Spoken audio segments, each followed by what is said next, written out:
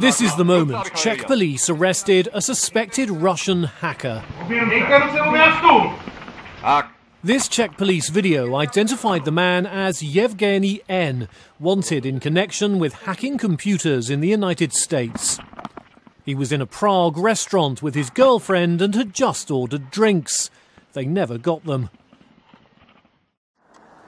Yevgeny N. had been staying in this five-star hotel right next door to the restaurant where he was arrested.